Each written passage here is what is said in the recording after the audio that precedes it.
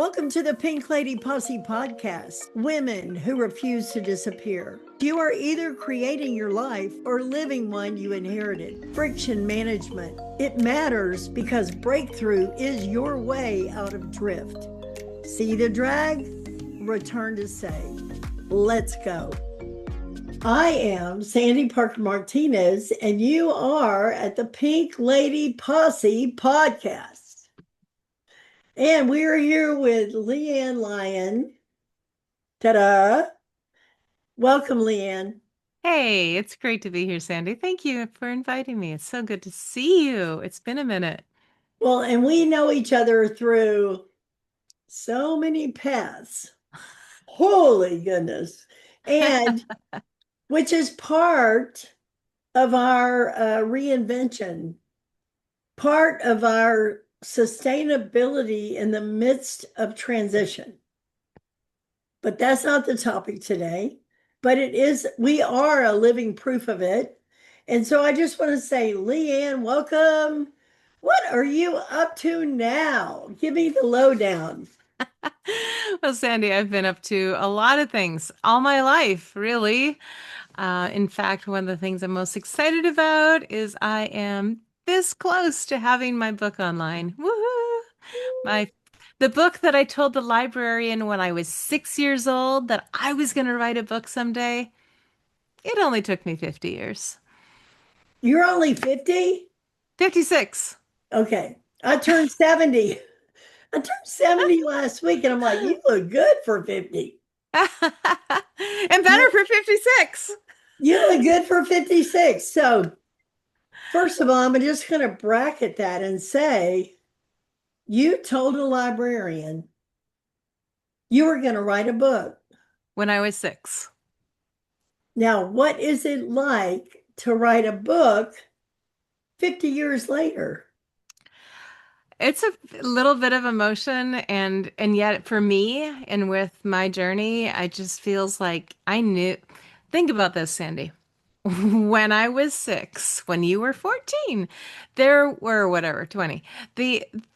There was nobody videotaping that moment. There was nobody recording it. There was no social media saying, "Isn't this cute? Our daughter said she's going to write a book." It's all in here. It's been stored in here my whole life. I have felt this call to write a book. I remember feeling it in high school, in college, like all my life. Is this the book that I thought I was going to write? Actually, no. I always thought it was, in high school, I was going to be the greatest American novel. And I just don't, novel writing isn't really my thing, turns out. And so I just didn't know what book it was going to be. And then a couple months ago, I was in a meeting and somebody said, "Hey, we're looking for sponsors." And I said, "Huh, that would be interesting. God, what can I do to sponsor this great event? I want to be part of it." And he said, "Books." And I said, "Huh, books. Okay, yeah, I have a lot of books. I could put together a bundle of books." And then it just very quickly evolved into my book as being part of the bundle. And I didn't have one yet. Um, and then at almost the same week, I got invited to do a speaking event coming up in June for a real estate investors association in Wisconsin. And so I thought, oh, great. So I'm like, okay, I got to put slides. I have to put the whole thing together. I have to have an outline. Wouldn't it be great to have a book to sell at the end of the Hello. event? So there I was, two for two. And I woke up, I think, at 2 o'clock in the morning on a Friday with the whole first chapter written in my head. I went downstairs, started a fire, and started recording. By Sunday night, I had the 5 chapter book written and the appendices pretty much put together, and voila. It's been a lot of editing ever since, but I'm very proud of what I've put together. And most importantly, the people that I think I'll be able to reach and the change and impact that I'll be able to have in a world that just needs that right now. I've been working on my book and I'm on chapter 9. And here's the thing. when you have something to say, we often say, oh, who wants to hear that? Or it's, it's just another book. It's just another book. But when it's in your heart and it's your book and it's what you have to say, it really matters. Yeah. Yeah. And I ran, the book took on a little, as I think they often do, it took on a bit of a life of its own because I dictated the what I was doing. I had the outline, but I dictated it. No, I did not use AI per se. I did dictate using AI. Sometimes it's like, and no, we can dive into this. I'm like, no, because that's not part of my book. So you Right. have to, if you're using AI, you have to put those guardrails on and make sure you're keeping it your book, my book in my case. And yeah, at the end, I actually did run the manuscript, excuse me, through AI and said, hey, what audiences could this actually speak to? And it came up with three distinct audiences, three distinct talks that I can do. And I was just so, I think I cried No, I know. because I realized how much bigger this had gotten than just that one talk in June. But really a fulfillment of other dreams I had as a child, honestly. In seventh grade, I was accepted into a children's theater school. I did not attend. My parents decided that was not the path they wanted me to follow. And I, no regrets really, but it was in me then to be on stages.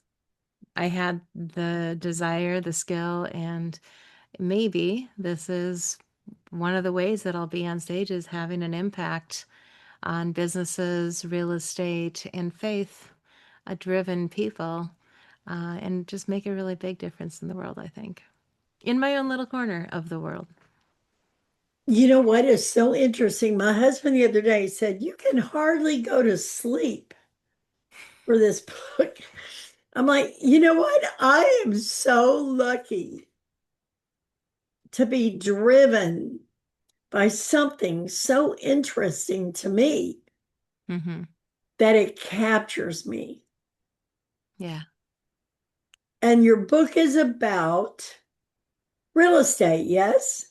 Yes, and it's related to real estate. It's really, the subtitle is, well, the title is Grow and Go Beyond. We can talk about that in a minute.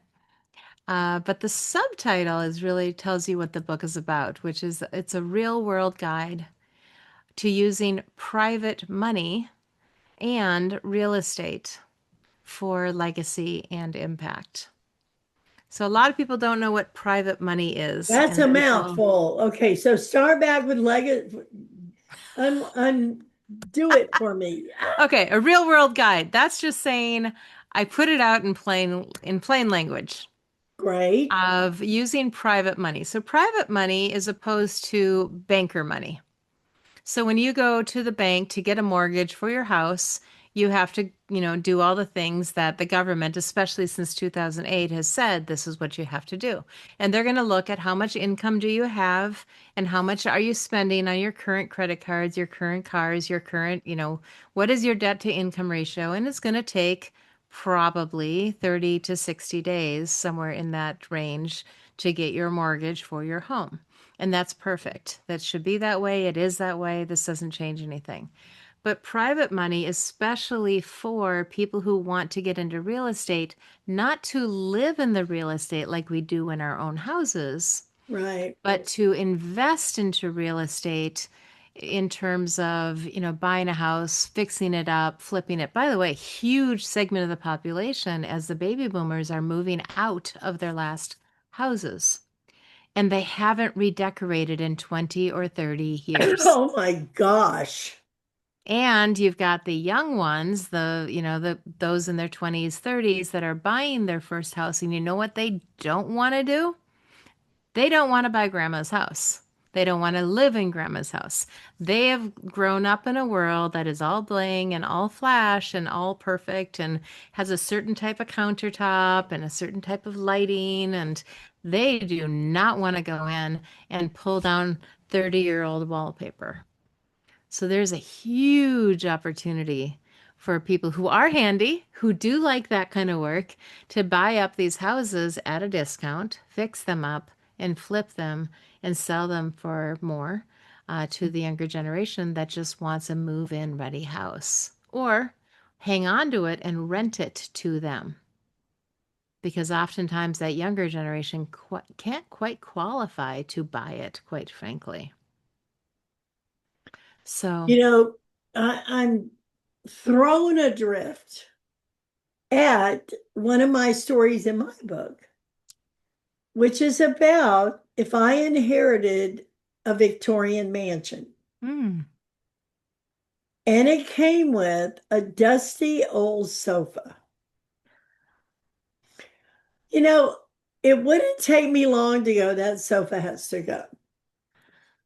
But if it was my grandmother's, I might think a minute, right? Or Mm-hmm. if it, we are carrying around old beliefs. We are inheriting old mansions of belief systems that just don't fly anymore. Yeah. Yeah. And then we go, well, should I dump that sofa would be on the curb, right? But Right. if we're not aware of how our beliefs, our inherited beliefs, are the ones we picked up along the way, we arrive right now. I'm 70, you're mid 50s. Okay, we arrive right now with old belief systems, and they're no longer in play unless we keep them going forward. So I love what you said about the younger kids. They don't want all that. No. They want a nice, fresh, sparkly, open space place, right? Yep. So I wonder if you wouldn't mind going down this path. What about your inherited beliefs? Have you had to sort of like go, nope? Now, you said 7 years old in the library, and here you are writing a book. In that block of time, how have you evolved so that writing a book is who you really are? Hmm. Isn't that a cool idea? Yeah, I think there's an interesting thing that came up shortly before all of this. Somebody said, now I've written a lot of blogs and I've written ebooks. When I had a manufacturing company, I created about 5 or 6 ebooks. They don't exist anywhere anymore because the website is gone. The ebook is gone, right? There's no Ah, publication of it anywhere any longer. But even when I was doing that, I met with a writer and they said, we used to think that blogs were not writing, but they are. And you they aren't, well, people just, when they first started coming out, people were like, well, that doesn't really count. If it's not on paper, if it's not bound, it's not really an author. But, things changed a lot in the last 15, 20 years. But they said, no, you're an author. You're an author. But, there was part of me that was like, yeah, but there's nothing. And I'm not putting this book, by the way, through Amazon at this point. There could be an expanded version of this book someday. This is more, a smaller version but still published. I'll still have it for sale on my website at the time of the publication of this podcast. So it's on the website, either ebook or physical copy will be mailed out to you. And but being said, in heaven, the directive was given. You will be an author. And so I'll either be an author in heaven because I did publish, or I'll be the person who didn't publish author in heaven. My choice. Was I going to be obedient to the call to be an author, or was I going to be the one that did one of the ones, because there's many of us who aren't obedient, who don't follow through on the directive, the call that we have on our lives. And in this case, this came up this way that I am grateful that I'm obedient to the authorship. Yeah, and not only that, but we talked about earlier about my funny story about Simon Says. Yeah. So my husband's a pastor and he's there in the front. I usually sit toward the front because I want to show support and energy for whatever he's doing. And let's play Simon Says with the kids. He goes, oh, Simon Says, touch your head. I touch my head. Simon Says, touch your nose. And I go, oh, Simon didn't say. Quick question. Have you noticed how easy it is to drift through this season of life? Not unhappy, just slightly checked out. Yeah, that. At Think Pink, we don't fix women. We help them come alive again. Honest conversation. Easy occasions for discovery. No duct taping a smile over burnout. No reinvent your entire life by Tuesday. Just people who care and gentle nudges that help you feel like yourself again. I mean, the truth is, you can't be your best self by yourself. If that sentence made something in you nod, we made a free Think Pink starter gift just for you. Come take a look. No fixing, just connection. Go to pinkladyposse.com and click on Think Pink. Stay awake to your own life and not alone. Simon didn't say. And I'm like, what is it that makes me touch my nose? Even when I know the game. Like, it's so much automatic. Before we even have the space to choose, we go, whoop, touch my nose. So one of the chapters in my book is going to be smart women touch their nose. But when I'm looking at you and what you said about being a writer, me over here being a writer, we live in this ecosystem of don't do that. That's not you. Do you run into that? Not only with you, but I know you know a million women. Tell me what you run into with women and their capacity compared to their action. Well, I think it's not just women. I think that this world puts upon us so many things, and I watch it as my daughters are now adults and they're living their own lives and they're going to their own careers and they have their own lives. And I watch some of the choices that they make, which I have very little influence on any longer, right? I know my oldest is 44, my youngest is 30. Yeah. How old are yours? My oldest will turn 27 and the other 25 very shortly. So, Don't yeah. you wish you could just make them be what you want? And they're not. Not at all. And I see though, the impact that some of my choices had on their choices today, but I see more so the impact that other things, not the family, but society on in terms of um, you know, recreation and different things that they choose to do or how they look at food or alcohol or different things like this. And I say that with one child being completely sober by choice. Just she turned 21 and she said, I'm just not going to drink. And I said, great.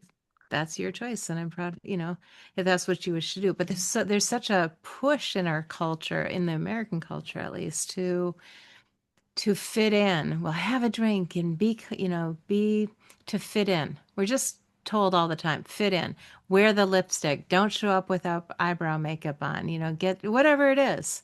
And we give into that a lot. I think that's the biggest thing. I think turning 50-ish and, back when you did as well, they call it the age of wisdom, right? And I think there's part of it where we're just not willing to just do it because everybody else is doing it anymore. Hallelujah. Right? Right. And I think That's a lot of it. Just not caring to fit in anymore and just knowing what we know and being willing to share that. It's nothing for me now, but it would have been a big deal 10 years ago. I've been at a meeting, a business meeting, and somebody shared something with me, and I'm like, "Do you want to pray about that right here, right now?" And she looked at me in shock and she said, "Yes." And we did right there, right then. And I'm so grateful that I don't have the self consciousness that I think I would have had, 10, 5, even 5, 10 years ago and before. Because One I of the just know it doesn't matter. yeah, one of the concepts in my book is we have a say in how life goes. Yeah. We have our say in how life goes. Yeah. And there's a funny story in the book about literally did this. My hair's short.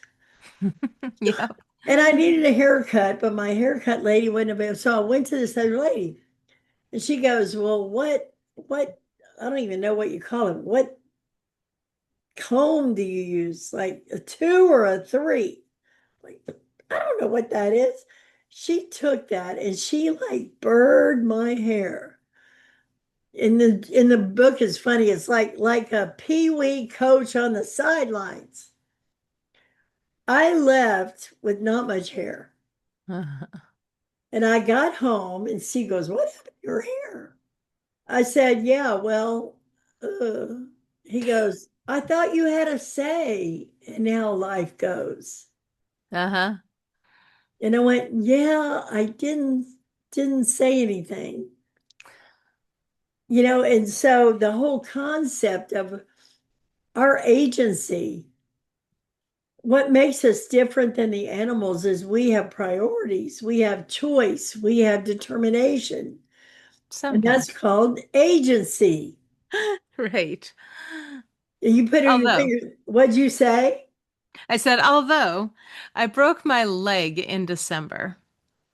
And because of that, I missed a haircut that I had planned because I had short hair. And then the next time I had, because I schedule my haircuts for the whole year. So the next time somebody's dad had passed and I had a funeral to go to. No, you ended up with long hair. Yep. And so that by the time it came to, to the third time, I'm like, okay, now I'm halfway You might as to, well grow it out at this point. I'm like, summer's coming. Maybe it would be fun to have long hair again for the summer and throw it up and jump on the boat. And so here I am. It's about shoulder length at this point, and I think Well, I'll just keep it going for a little it while. looks beautiful. And the point is, we have a say and we use it or we don't. Yeah. And that's a powerful message because a lot of people, when my mother said, because I said so, Mm-hmm. like, I didn't really question it. She could be in a house coat with her hair on fire, and I would have listened to her. And where is my say? Mm. And I love that about you, LeAnn, because I always know you are in the path of your say. Mm. Thank you. I've watched you through many transitions, like evolve and recreate Mm-hmm. and accommodate and generate and become, right? Like Mm. I've watched you as a woman go from holy crap to okay, here's what's next. Mm-hmm. How many times would you say since we've known each other? 10? Well, I know, when we met, I had and still do have my company Joyminder, but it has itself evolved from where I initially thought I can help network marketers do better, network better. And there was a particular product or software that I was helping them do that with. Well, last year, that software basically just changed completely. And my podcast host decided to no longer exist within 3 weeks of each other. I remember. Yeah. And that was just a year ago.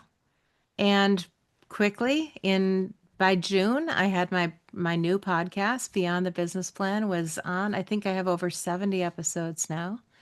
And I'm contemplating taking the summer off just to give my, I know. What did You've it, been but doing it for years. I mean, come on. yeah. No, but I But think I might. I but might you know take the what's summer off. interesting is your skill has developed and you have become who you are now. And you've been hired or contracted to run a podcast because you're That's such another a, thing I've done. Right. I know, because you're such a good podcaster. So who you've become is in the stream of it, Mm, right? You didn't go, I'm going to go from point A to point Z, this direct path. no, no. I mean, No, you last wish. fall I went to go have lunch with a friend because we live a little ways away. She said, "Hey, I'm going to go to this event. Want to meet me?" I'm like, "Do I get to have lunch with you?" She said, "Yes." I showed up. And within 2 months, I had another business started because of something I learned at that event. And that precipitated writing this book. Thus, serendipity, and you were in action. Yep. Had you not gone, Hmm. had you said, nah, I don't feel like it, Yeah. right? So here's your one big shot, Miss LeAnn. If you were going to say to women, like, this is what I would say, this is what I would tell you. What is your one big push, your one big thought, your one big, can I give you this? Like, what would it be coming from you, LeAnn Lyon? Do you know? I do know. Absolutely. I firmly believe that we all have purpose. We all have purpose. We were given a purpose. There was a purpose set inside of us before we were even a twinkle. We've always had a purpose. And that purpose, I believe, shows up young. Look to your childhood. Look to the things that you loved to do that made you happy and evaluate would doing something along those lines be what I'm really called to be doing? Because what I've discovered with my Joyminder company is that people burn out. I think people pick a college degree for one of three reasons: to either tick mom off, make dad happy, or make money. And they're 20 years old, their frontal lobes are 5 years or more away from being fully developed, and they go into a career for one of those reasons. And it took me 5 years to burn out. Other people stick with it 10 years, 20 years, 30 years. They're in their 50s going, what am I doing? And I think that we have this change in our 50s where we say, enough. I am not living out that calling on my life. You need to live out your calling. Just like I said, I believe that written in the book, it says LeAnn, the author, and I have to live that out. And when I do, I'm happiest. I have joy. I have purpose. Retirement is not in the Bible. There is no such thing. You have purpose, and when you no longer have purpose, you're no longer here. And that's how it works. When people retire, they lose their purpose. And how often do people who have recently retired die? Oh my gosh, my husband retired. He died within 2 years. And Purpose. and I am so thrilled that I can hardly fall asleep because I am so excited. about my life. Yeah, I me can too. hardly stop writing because, 5 more sentences. Yeah, That is life. that's living. That's purpose. Find your purpose, live your purpose. That's my nugget to everyone. Oh, well, thank you, LeAnn. I knew I would love this time because being with you is a present.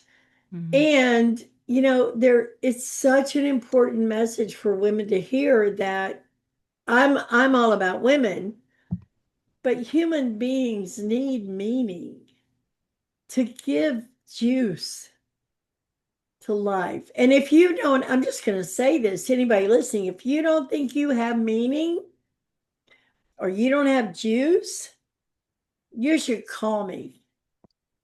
You should reach out to LeAnn because you know what? We are entirely about you having a life you love. Yes, indeed. LeAnn, thank you so much for being with me. Always fun, Sandy. Thank you. Thanks for tuning in to Pink Lady Posse Podcast, where women go from what now to what's next. Come join us at pinkladyposse.com, where we share community, resources, and tools to support your next beautiful chapter. With love, light, and a little lipstick. See you next time.